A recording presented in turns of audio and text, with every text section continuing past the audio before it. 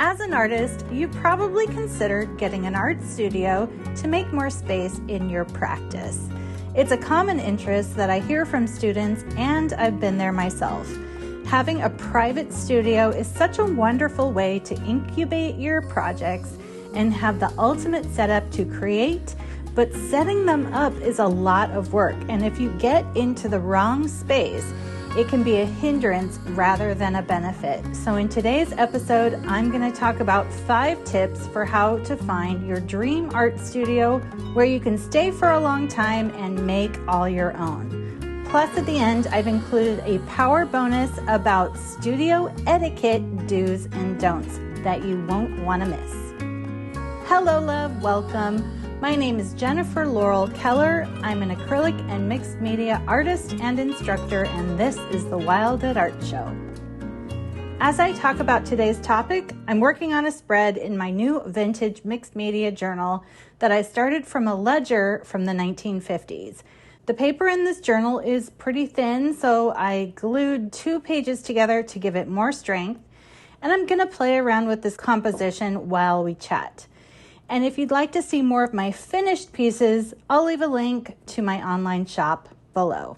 In the last episode, I talked about how to tell if you're ready to rent a studio. If you missed it, wait until the end screen of this video and you'll find a link to that video. You don't have to watch these 2 episodes in order, but I really want you to watch them both if you're considering this because it's a big decision. So now we're going to take it further and chat about how to find an art studio because it's really a 2-part conversation. You have to determine whether you're ready for it, and then you have to find the right one. And if you did see the last video and you're ready to take the leap, or even if you're working towards getting a studio down the road, congratulations. I'm so happy that you're following your dreams. I've had a few spaces in my art career. Sometimes they worked out great and other times not so much. I remember one space where all of the artists had office spaces with glass windows into a hallway where the visitors could see into our studios, so there was foot traffic, but my space was too small. Another time I had a storefront that was more like a gallery, but I didn't create in the space. It was more of a showroom. And then another time I had a space where I also sold vintage furniture and decor, but it was too expensive for me and I couldn't keep it afloat. Now I'm really enjoying my studio. It's big, bright, and has enough space for guests. It's affordable for the market in my area, but the market is high, so I still have to hustle to keep the money coming in. In my experience, there is no perfect studio. You're always going to have things that are great and things that are drawbacks. But after a lot of trial and error, I have found a space that is dreamy for me for the most part. So before you sign your lease, I have 5 tips for you to help you on your studio hunt so that you have a smooth transition into studio life and can avoid some major headaches. So if you're interested in this topic of getting your own studio, hit the like button and let's get into it. Number 1, determine what you need from the space. Some examples of what you might need are quality ventilation or wheelchair accessibility, natural light, plenty of storage, climate control, low noise, building security, maintenance, credibility, or in other words, being a part of a community of artist studios that's well known, and many more. Do you want to be in the country with more beauty around you, or do you want to be in the city with more traffic? This will all depend on where you look and what your capability is for bringing in business. Everyone's business is going to look different. Some may do business mostly in person or in real life, and some might do their businesses more online. So start a list of your needs so that you can start to manifest them. You might even want to make a vision board or a Pinterest board to start visualizing your dream studio. Number 2, research.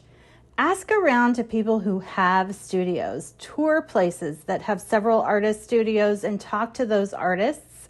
Ask them how they like their space and if they have any recommendations for you. Next, research online and see what spaces are available on Craigslist or other sites that feature commercial rentals. You don't have to rent a space that's dedicated to art studios. You can rent a commercial workshop and have very different types of neighbors. Some nonprofit art studios are funded by grants, so you can get some good deals on studios that way.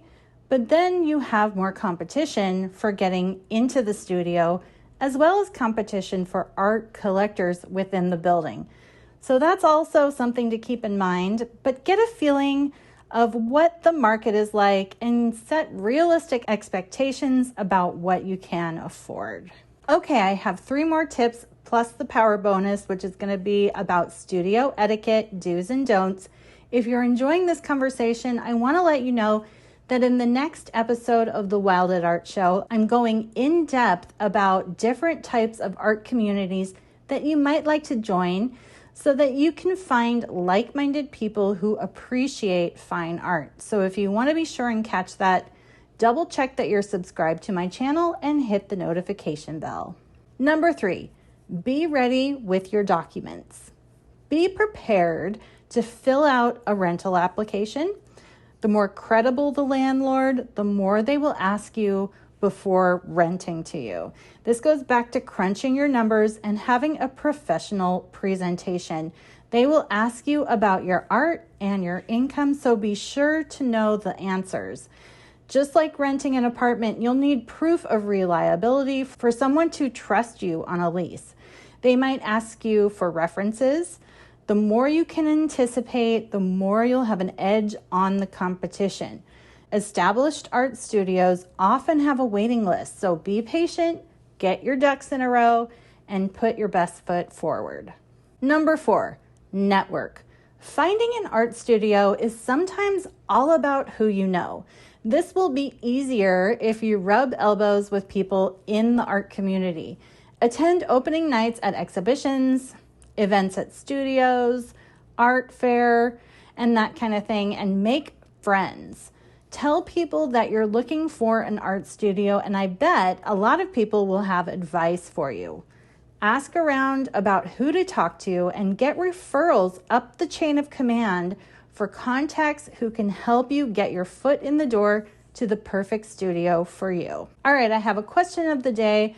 What are some of the pitfalls that you've encountered as a renter, either for your home or your business, even if it wasn't for art, because there is a lot of crossover from one type of rental to another.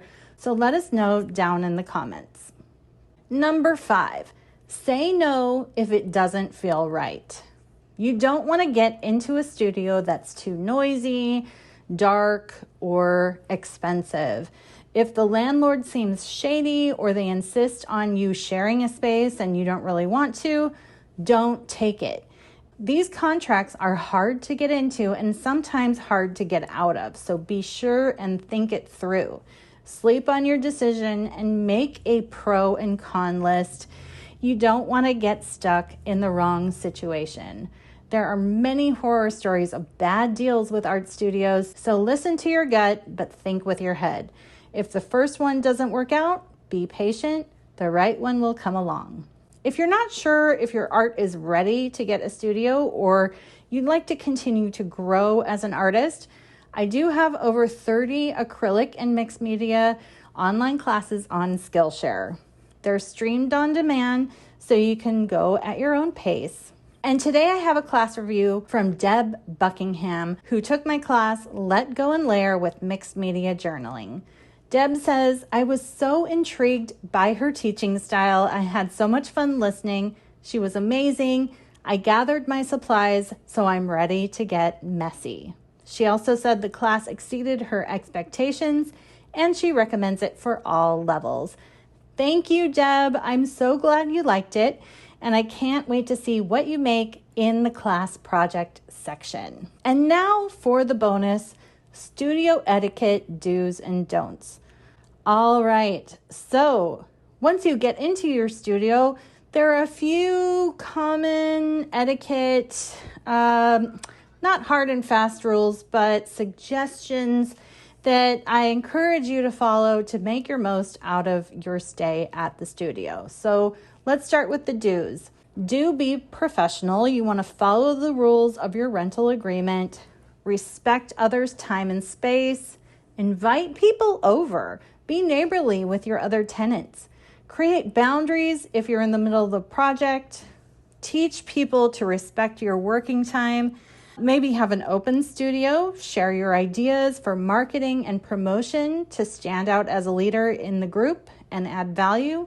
Do have a way to make visitors feel welcome, offer drinks or a nice place to sit, and create an environment where people feel pampered or like they're in a creative yet luxurious space, because art is a luxury. So if you provide that feeling, they'll be more likely to buy. Don't be a nuisance. Don't blast your music. Don't ignore the signs. If something seems off in the building, tell the manager. If you think the smoke detector needs new batteries, or if you smell gas or something out of the normal, don't take up the best parking spots if you're not carrying anything in, because sometimes people might need those for loading and unloading. Don't interrupt others while they're working. Don't skip over the chances to get involved in the group if you can. Sometimes it's okay, but try not to be too introverted, because the more you establish yourself as a valuable asset to this community, the more people will spread the word about you in a positive way. And finally, remember that your studio is yours. My suggestions are to be taken with a grain of salt. Every studio's culture is different. It's one of the few places where you can work with abandon and fully unleash your creativity. So try and use your new space to leverage your business and your networking as a valuable member of the space, and you can build your reputation and get some buzz through word of mouth. I'm going to leave 2 recommended videos for you here. One is the last episode, how to tell if you're ready to rent an art studio, and the other is my studio tour at the new space. So if you want more binge-worthy inspiration, you'll definitely want to check those out. Happy creating and much love.